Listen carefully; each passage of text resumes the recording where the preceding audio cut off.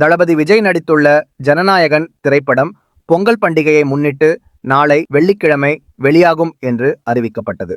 ஆனால் இந்த படத்தில் இடம்பெற்றுள்ள சர்ச்சைக்குரிய காட்சிகள் காரணமாக சென்சார் சான்றிதழ் வழங்கப்படவில்லை. இந்த படத்தை மறு ஆய்வுக்குழு பார்ப்பதாக தணிக்கை வாரியம் தெரிவித்துள்ளது. இது தொடர்பாக ஐகோர்ட்டில் வழக்கு தொடரப்பட்டுள்ளது. இந்த வழக்கை நேற்று விசாரித்த சென்னை ஐகோர்ட்டு ஜனநாயகன் படத்திற்கான தணிக்கை சான்றிதழ் வழக்கில் நாளை 9 தீர்ப்பு வழங்கப்படும் என்று உத்தரவிட்டது. இதனால் திட்டமிட்டபடி ஜனவரி 9 ஜனநாயகன் வெளியாகாது என பட தயாரிப்பு நிறுவனம் அதிகாரப்பூர்வமாக அறிவித்தது.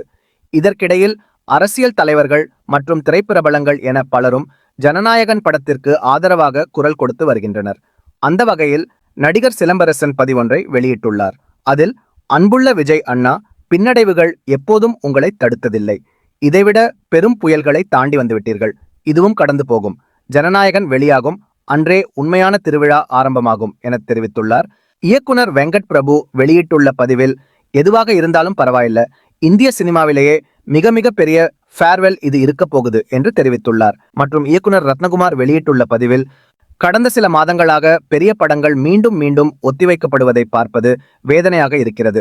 தமிழ் திரையுலகம் பெரும் ஆபத்தில் உள்ளது. மன உறுதியுடன் இருங்கள் விஜய் சார் மற்றும் ஜனநாயகன் படக்குழுவினரே. கோவிட் காலங்களில் நீங்கள்தான் தமிழ் சினிமாவை மீட்டெடுத்தீர்கள். கடைசி முறையாகவும் நீங்கள் அதை செய்வீர்கள் என்று எங்களுக்கு தெரியும். படம் என்றைக்கு வெளியாகிறதோ அன்றுதான் திருவிழா என்று தெரிவித்துள்ளார். மற்றும் இயக்குனர் கார்த்திக் சுப்ராஜ் வெளியிட்ட பதிவில், சினிமா இன்று கடினமான காலத்தில் உள்ளது. குறைந்த பட்ஜெட் சுயாதீன படங்களுக்கு திரையரங்குகள் இல்லை.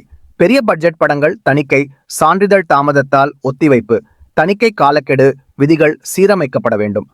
பிரிவுகளை விட்டு சினிமாவை காப்பாற்ற அனைவரும் ஒன்றிணைய வேண்டும் என்று கார்த்திக் சுப்புராஜ் தெரிவித்துள்ளார்.